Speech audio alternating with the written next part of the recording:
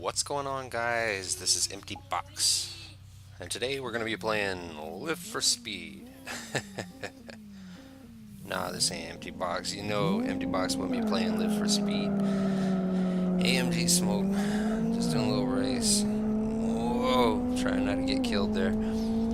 Yeah, basically what I've looked at when watching my videos is that the quality isn't so great, especially like if you look at the names at the bottom right. You know, they've always looked kind of blurry and everything. And anyways, I like Empty Box's channel and I watch his videos and I recommend it if anybody, hadn't seen it. And his quality is really sharp looking. I like it. Anyways, he was talking about some tips and tricks, on what to do and what to use for recording and rendering YouTube videos. So I went ahead and tried that, and I'm using Empty Box's suggestions.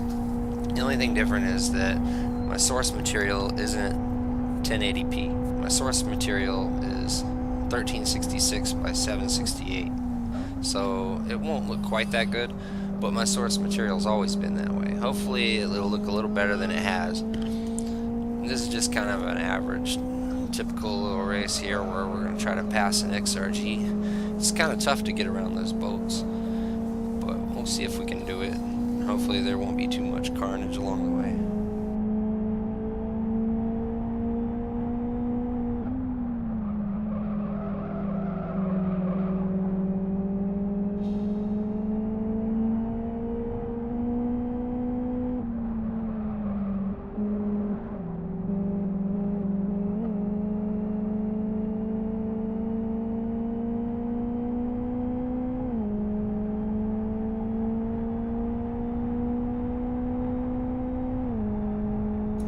Now, I had some people mention to me that they find it a little off-putting that I usually have my hands turned off.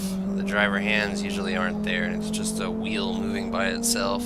So I figured, okay, I'll throw the hands back on, for people if come on, go. He's so slow there. Anyways, put the hands back on. The reason I had them off was because when I played iRacing, if you have the arms on, then the wheel visibly only turns 180 degrees or something, or 90 degrees or something awful like that, because they never bothered to animate, the arms turning the wheel farther than that. So in iRacing, to fix that, you just disable the driver arms, and then you can see visibly that the wheel will turn all the way around and keep up with your wheel no matter where your wheel is, you know what I mean?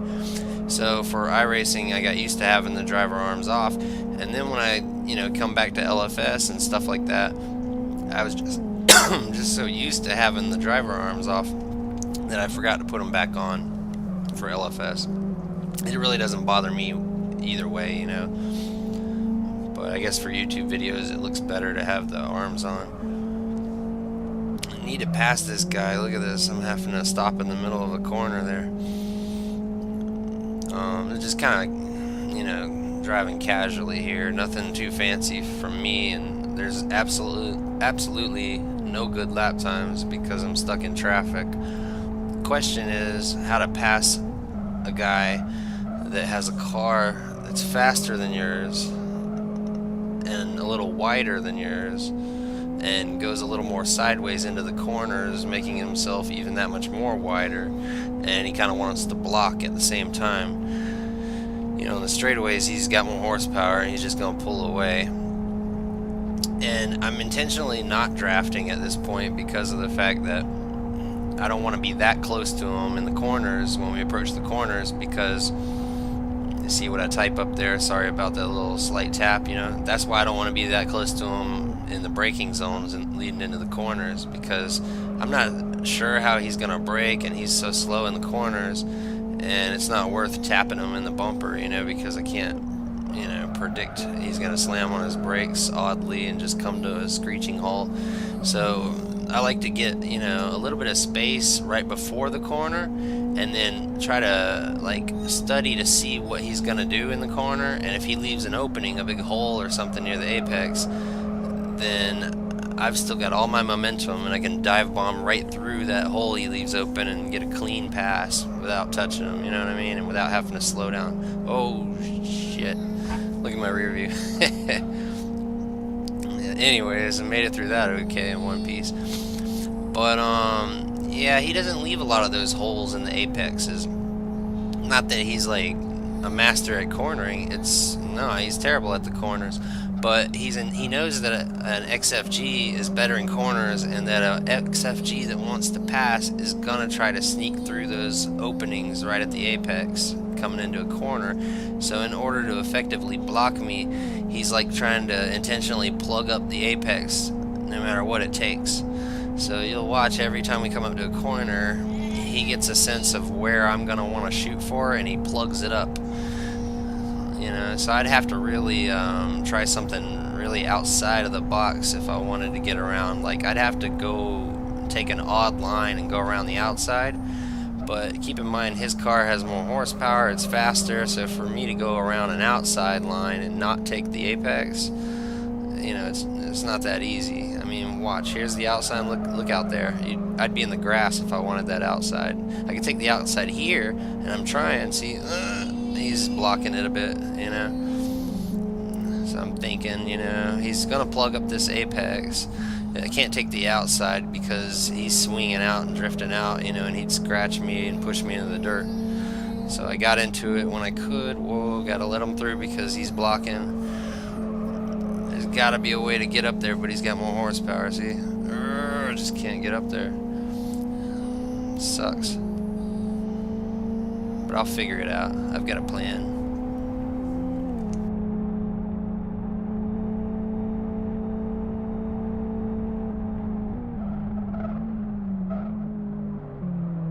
Come on, go!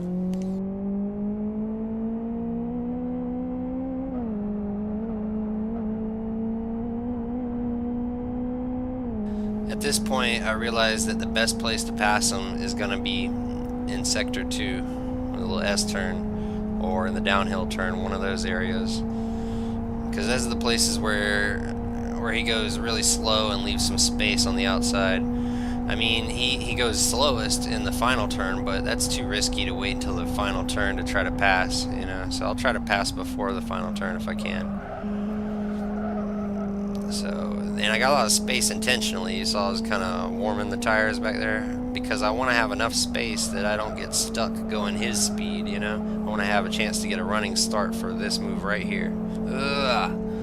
Without that momentum I had, I wouldn't have been able to get alongside. So now here's the tricky part. He's got the ideal line, I don't. I'm in the middle of the road. But my cornering is better. So I figure I got it, and I'm in the clear now. It's all done. Nope, he don't. You know, he wants to T-bone me there. But a nice little recovery. You know, so take it anyways. If you weren't quick to recover and counter steer in a situation like that, then, you know, yeah, you would have lost at the end. But, you know, that's why it comes in handy to counter steer. And now for the carnage report. This guy is nothing but trouble. No clue. Just driving right into him, like foot glued to the floor, you know. It has no eyeballs, I guess. Now here you'll see like some lag issue. Like the yellow car hits him, but you can't visibly see him get hit by the yellow car. Like a lag issue or something. And that car I told you about, there was nothing but trouble. Yeah. Intentional crashing right there from his point of view. Here it is. Very intentional. And there he is again. Can he go around the chicane like a normal person? Nah, you know, much easier to just take shortcuts. Can't even control his car. Oh, can't even go in a straight line. Pretty sad. What do we got here? Blue flagger holding up the leaders. Aggressive pass attempt by McLeod, but honestly the guy should have never been there in the first place. And he lets himself roll right out onto the track. And life wouldn't be complete unless I showed you a good lap. Because that whole race there was no good lap. Every lap just a throwaway lap, stuck in traffic, stuck in traffic. So I can't do a video like that You know what I mean? I gotta show you at least one good lap. So I'm gonna shut up now, and this is my personal best. Thanks for watching.